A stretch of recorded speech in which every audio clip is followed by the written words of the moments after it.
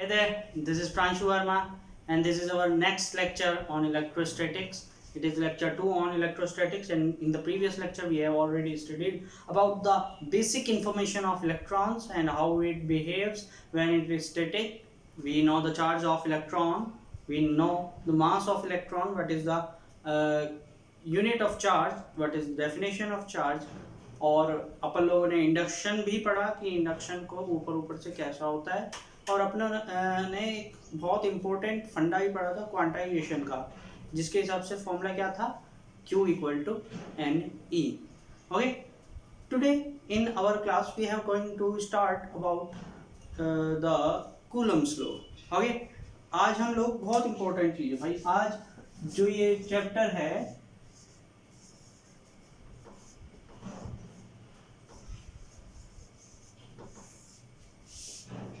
इस चैप्टर का सबसे इम्पोर्टेंट टॉपिक पढ़ने वाले हैं, कूलम्स लॉ. ठीक है, तो ये एक कूलम था, थोड़ा सा ड्रामा करके मैं बताता हूँ आपको कि कैसे इस नए कूलम ने आपको चीज़ें समझाई. ठीक, देखो एक्चुअली एक कूलम जो था ये एक सेंटेस्ट था. ठीक है, और इसने क्या किया कि इसने कुछ स्टडीज की, जिस चीज़ों को हमने अभी प्रॉपर्टी बताई ना, उन्हीं प्रॉपर्टी को इन्हें थोड़ा सा डीपली अंडरस्टैंड करते हुए स्टडी किया. जैसे कि मैं बोला था कल आपको कि नेगेटिव और positive charge attract to each other, है ना. नेगेटिव और पॉजिटिव चार्ज एक दूसरे को अट्रैक्ट करते हैं क्योंकि ये क्या है, अपोजिट चार्जेस है. वैसे ही मैंने बोला था कि जो सेम नेचर ऑफ चार्जेस होंगे, जैसे कि positive positive, negative negative, they will repel to each other. हाँ या ना?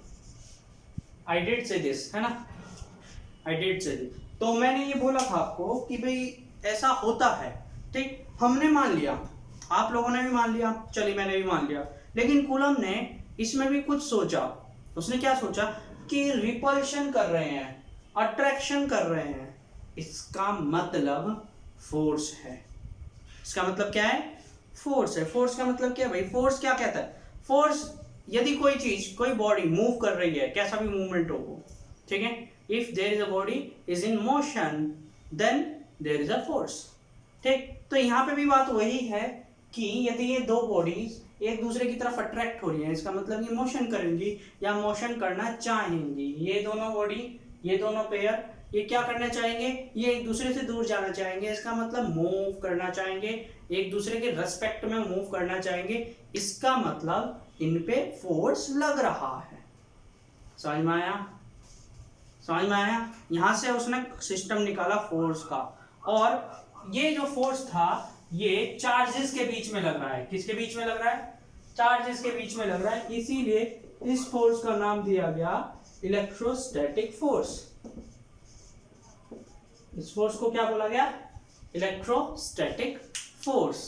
ठीक है, तो आपको समझ में आया कि दो चार्जेस हैं जो अट्रैक्ट करें या रिपल करें, रिपल्शन या attraction, these are kind of a force, and due to the force there is some movement. यदि कोई मूवमेंट है तो वहां पे फोर्स है, और जहां पे फोर्स है वहां पे मूवमेंट हो सकती है. ओके, तो आपको यहाँ से समझ में आया, कूलम को भी यहाँ से समझ में आ गया कि यहाँ पे एक फोर्स है. अब प्रॉब्लम ये थी कि इस फोर्स की वैल्यू फाइंड करनी है ना, क्योंकि वो साइंटिस्ट है, उसको वैल्यू फाइंड करनी है. हम तो ठीक है, हमें तो पका पकाया खाना दे दिया, लेकिन वो कैसे पकाया उसको हम सीख रहे हैं. ओके, तो यहाँ से हमें समझ में आ चुका है कि इसने फोर्स को डेवलप किया कि भाई एक इलेक्ट्रोस्टैटिक फोर्स दो चार्जेस के बीच में लगता है, जिसके कारण वे या तो रिपल करेंगे या अट्रैक्ट करेंगे. ठीक है, अब उसकी प्रॉपर्टीज उसने निकालनी स्टार्ट की, क्योंकि इन्हीं प्रॉपर्टीज से उसने फोर्स की वैल्यू फाइंड की. ओके, तो देखते हैं उसने क्या किया. एक पेयर ले लिया, लो मैंने भी ले लिया एक पेयर. इस पे चार्ज Q1 है, इस पे चार्ज Q2 है. Right now I am not talking about the nature of these charges. Q1 और Q2 का जो मैं चार्ज का नेचर है, निगेटिव या पॉजिटिव में, इसको नहीं ले रहा हूँ अभी. ओके, अभी बस मैं ये ले रहा हूँ कि Q1 और Q2 आज दो बहुत चार्जेस. ठीक है, इनके बीच का जो डिस्टेंस है इसको मैंने R मान लिया है. क्या मान लिया है, R. अब उसने एक्सपेरिमेंट करने स्टार्ट किए. कूलम ने एक्सपेरिमेंट क्या करने स्टार्ट की, सबसे पहले उसने ये किया, उसने Q1 की वैल्यू को इंक्रीज किया. उसने Q1 को क्या किया, इंक्रीज किया. मतलब यदि उसने Q1 पहले 2 कूलम रखा था, 2 कूलम्स ऑफ चार्ज Q1 रखा था, तो अब उसने उसको दुगना कर दिया।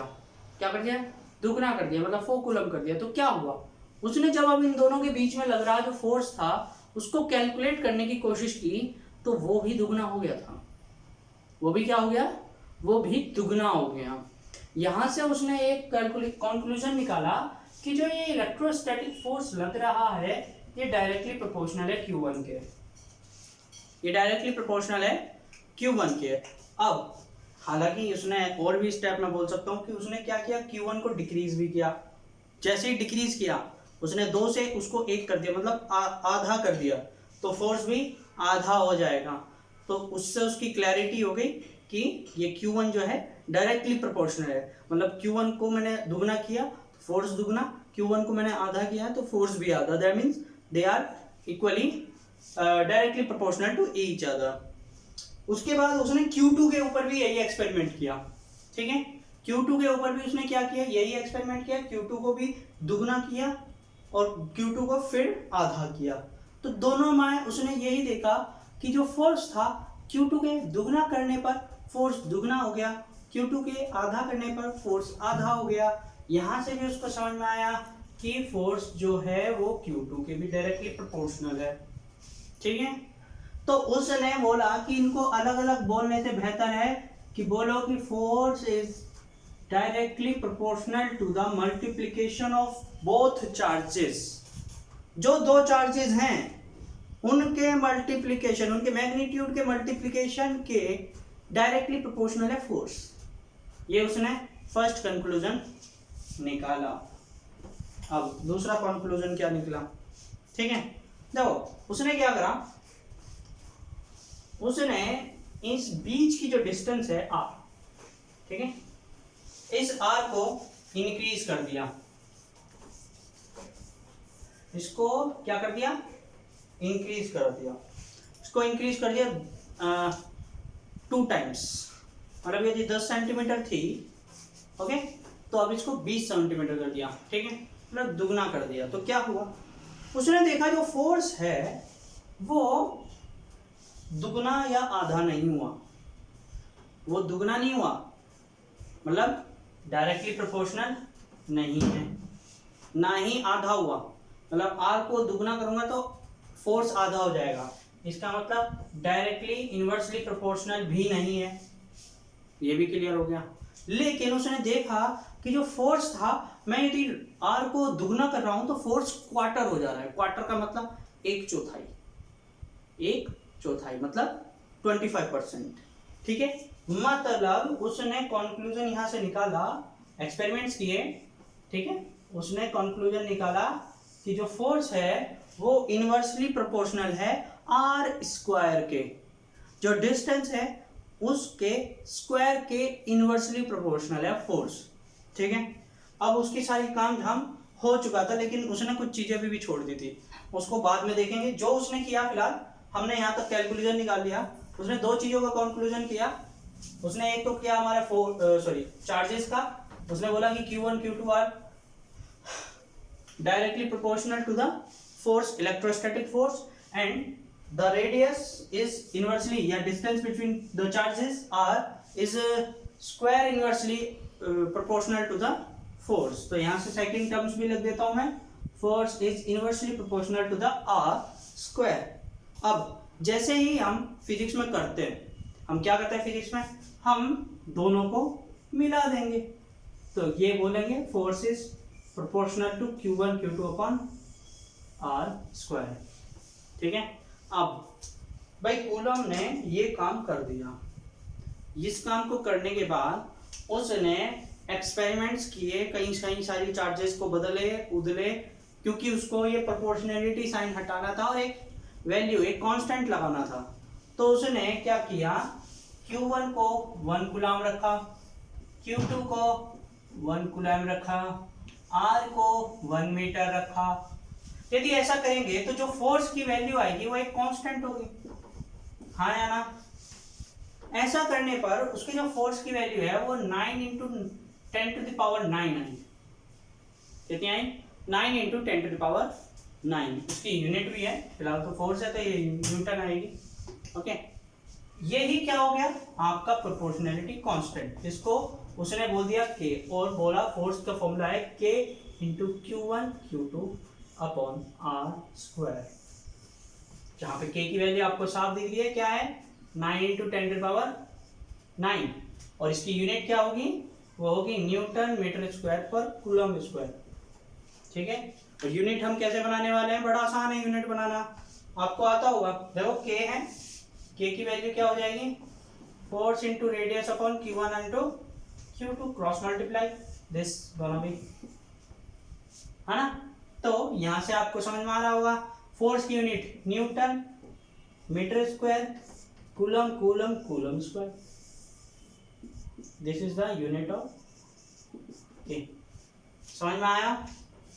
तो ये फंक्शन था हमारे पूरे के पूरे किसका भला, कूलम्स का। कूलम्स ने क्या बोला, according to Coulomb's law the electrostatic force acting between the two charges are directly proportional to the multiplication of the charges, the magnitude of the charges, and inversely proportional to the square of the distance between the charges. ध्यान से सुनो दोबारा से, आप धीरे धीरे सुन के आप इसको लिख भी सकते हो, राइट डाउन भी कर सकते हो इफ यू वांट टू। मैं क्या बोला, according to Coulomb's law the electrostatic force acting between two charges is directly proportional to the magnitude directly proportional to the multiplication of the two charges and inversely proportional to the square of the distance between the charges। ठीक है, यहां से आप लोग ये सब लिखोगे, F is directly proportional to Q1 Q2, F is inversely proportional to 1 upon r square, and then F is proportional to Q1 Q2 upon r square. Then we use the Q1 1 coulomb, Q2 1 coulomb, r equal to 1 meter, then force equal to 9 into 9 10⁹ meter, sorry 9 Newton, and this will be the constant, and we use F equal to K into Q1 Q2 upon r square, whereas K is equal to 9 into 10⁹ Newton meter square per coulomb square, and this is our constant। ठीक है, यहां से मैंने आपको unit भी सिखा दी। तो ये हो गया कूलम्स लॉ, लेकिन ये कंप्लीट नहीं हुआ अभी। ठीक है, ये कंप्लीट नहीं हुआ है, इसने अभी कई सारी चीजें अभी हमें जो इसमें बताने वाली है। जल्दी से स्क्रीनशॉट ले लो। ठीक है, कूलम्स ने ये फोर्स तो निकाल दिया, आपका इलेक्ट्रोस्टैटिक जो फोर्स था उसने निकाल दिया, बहुत सही निकाला है, एकदम सही निकाला है, कोई गलती नहीं है, लेकिन कुछ गड़बड़ तो है। ठीक है, कूलम्स ने एक बात पे ध्यान नहीं दिया था, वो क्या बात थी जरा सुनते हैं।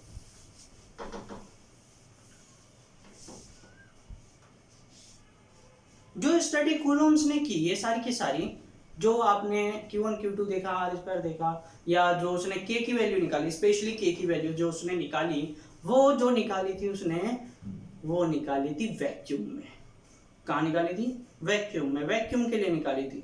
ठीक है, लेकिन ऐसा नहीं है कि ये जो K की वैल्यू थी 9 into 10⁹, ये आपकी यूनिवर्सल कांस्टेंट है, ऐसा नहीं है। कूलम ने ये सोचा था कि this is a universal constant, but he was wrong and later he found it।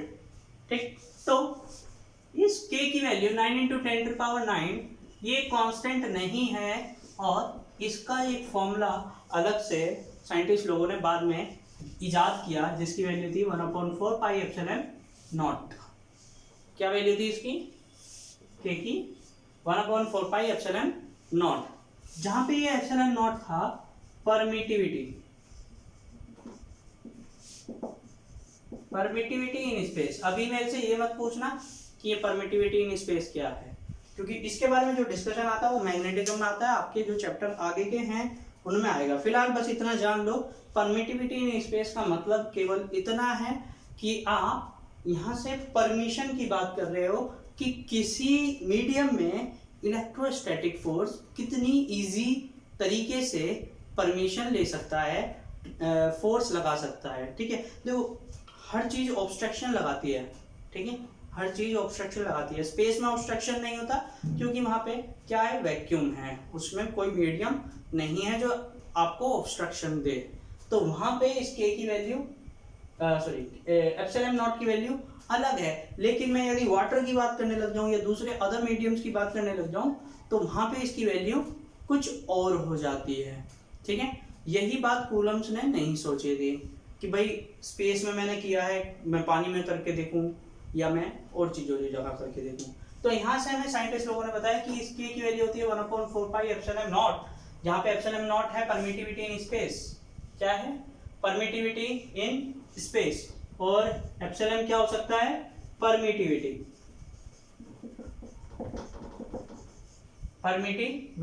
ठीक है, इसका जो अलग से फॉर्मूला होता है वो होता है भाई relative permittivity into permittivity in space. इनको याद कर लो, रिलेटिव परमिटिविटी का आपको फॉर्मूला यहाँ से मिल जाएगा, permittivity of a medium upon permittivity in space. ठीक है, हाँ तो अब जरा देखें परमिटिविटी इन स्पेस को देखते हैं। बोलो इसको जरा गोली मारते हैं, इसको उतार लो फटाफट। ठीक, इस पे ध्यान देते हैं। परमिटिविटी इन स्पेस, इसका एक कांस्टेंट वैल्यू है 8.85 इंटू 10⁻⁻12। ओके, और इसकी यूनिट होगी कूलम स्क्वायर पर न्यूटन मीटर स्क्वायर। ठीक है, ध्यान से देखो 8.85 इंटू 10⁻⁻12। ठीक है, इसकी ये यूनिट, ये इसकी वैल्यू है, लेकिन इसकी वैल्यू ये कहाँ पर होगी, स्पेस में होगी। परमिटिविटी एक क्वांटिटी है जिसकी वैल्यू स्पेस में इतनी होती है, अदर मीडियम में कुछ अलग होगी। ठीक है, आपके क्वेश्चंस जब कंपटीशन के आप क्वेश्चन करोगे तो वहां पे आपको रिलेटिव परमिटिविटी के क्वेश्चन आ जाते हैं, कभी कभी आते हैं वो बात अलग है, लेकिन आ जाते हैं, इसलिए आपको नॉलेज जरूर रहनी चाहिए चीजों की। फिलहाल उसकी बात बाद में करेंगे। और यहाँ पे अपन लोग बेसिक पढ़ रहे हैं, अभी अपन लोग कंपटीशन पे नहीं जा रहे क्योंकि पहले बेसिक पता होना चाहिए, फिर कंपटीशन की बात करेंगे। ठीक, तो यहाँ से आप लोग बोल सकते हो कि भाई k equal to 1/4 pi epsilon naught. तो जो आपका फॉर्मूला होना चाहिए था वो होना चाहिए था 1/4 pi epsilon not q1 q2 upon r square. This is the formula. ठीक, अब समझ में आ गया। चलिए, अब आपको जानते हो कि फोर्स क्या है, एक वेक्टर क्वांटिटी है, वेक्टर है तो मतलब डायरेक्शन होगी। तो यहां से हम डायरेक्शन सीखते हैं क्या हो सकती है, इसको उतार लो फटाफट। चलिए,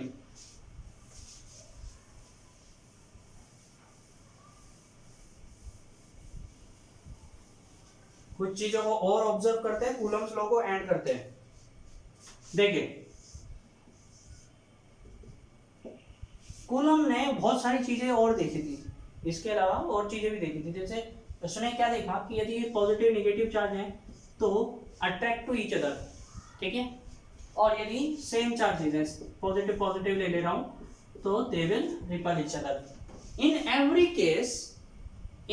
केस कुछ भी हो, चाहे सेम काइंड ऑफ चार्ज हो या अपोजिट चार्जेस हो, अपोजिट काइंड ऑफ चार्ज हो, दोनों में जो फोर्स की वैल्यू है, जो इस पे फोर्स लग रहा है, यदि इसको मैंने Q1 बोल दिया, इसको Q2 बोल दिया, ओके, ये Q1 ये Q2। ठीक, तो इस पे जो फोर्स होगा वो फोर्स होगा Q due to force due to 1 on 1। ठीक है, और इस पर होगा फोर्स ड्यू टू 1 ऑन 2। ठीक है, force due to 2 on 1, force due to 1 due to force on 1 due to उल्टा बोल दिया। ठीक है, नहीं बोल तो सही रहा हूं मैं, क्या बोल रहा था कि force due to 2 on 1, force due to 1 on 2, मतलब बोलने का ये कुछ वो नहीं है। तो यहाँ पे इसको हमने बोला F21 F12। ठीक, तो दोनों में हमने एक चीज देखी है कि इसका वो इन दोनों में केस में भी फोर्स की जो डायरेक्शन है वो अपोजिट है, एक दूसरे के अपोजिट फोर्स लगा रहे हैं, और यहाँ पर भी जो फोर्स की डायरेक्शन है वो क्या है, अपोजिट टू ईच अदर है। ठीक है, फोर्स की डायरेक्शन हमेशा अपोजिट टू ईच अदर है, ये कूलम्स ने बताया था। लेकिन उसने एक बात भी और बताई थी चाचा ने, क्या बताई थी कि दोनों का मैग्नीट्यूड सेम होगा, ठीक है। दोनों का जो मैग्नीट्यूड होगा वो क्या होगा, वो सेम रहेगा। इसका मतलब मैं ये लिख सकता हूँ, कोई दिक्कत नहीं है, ठीक है। यहाँ से मैं ये भी बोल सकता हूँ, आप स्केलर वेक्टर पढ़ चुके होंगे तो आपको पता है कि this is the magnitude of force 1 2 and this is the magnitude of force 2 1. Both will be equal to each other, but they are every time, in every case they will opposite to each other. That's why the vector f12 will be equal to the minus of f vector 2 1, ठीक है। तो यहाँ से आपको समझ में आया होगा कि इलेक्ट्रोस्टैटिक्स क्या है, इलेक्ट्रोस्टैटिक्स में कूलम्स लॉ किस तरीके से वर्क करेगा। और देखो यहाँ से हम जो कल को अगले लेक्चर में जो स्टडी करने वाले हैं वो करेंगे इसके न्यूमेरिकल्स, बेसिक न्यूमेरिकल से हार्ड न्यूमेरिकल तक भी जाएंगे, ठीक है। लेकिन आज रोकता हूँ मैं अपनी क्लास को और एक काम करता हूँ, एक आपको छोटा सा न्यूमेरिकल देता हूँ। कल की क्लास में भी दिया था तो उसका सॉल्यूशन किसी ने दिया नहीं है, तो भाई दो कोई यार, तो मेरे जो भी व्यूअर हैं, जो भी आप सीखना चाह रहे हो तो आप मेरे को कमेंट जरूर करो कि हाँ भाई सर ये क्वेश्चन था, ये सॉल्यूशन है उसका, ठीक है। इससे क्या होता है, आपको भी नॉलेज मिलेगी और मेरे को भी लगेगा कि हाँ आपने कुछ सीखा है, ठीक है। तो कमेंट करो, मेरी वीडियो यदि अच्छी भी लग रही है तो लाइक भी कर दो यार, इसमें कोई बड़ी बात नहीं है। नहीं अच्छी लग रही तो अनलाइक कर दो, कोई दिक्कत नहीं है, ठीक है। और चैनल को सब्सक्राइब भी कर लो ताकि आपको नोटिफिकेशन तुरंत आता रहे। तो देखिए